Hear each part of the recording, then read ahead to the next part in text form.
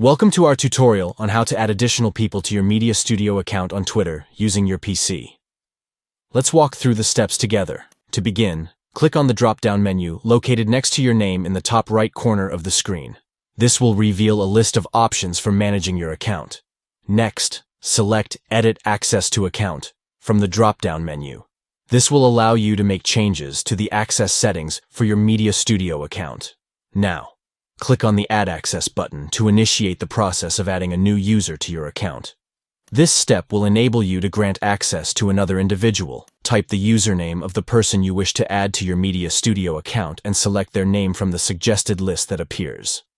This ensures that you are providing access to the correct user. After selecting the user, you will need to assign a permission level to them.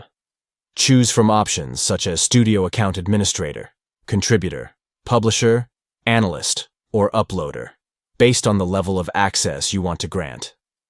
Once you have selected the appropriate permission level, click on Save Changes to confirm and apply the access settings.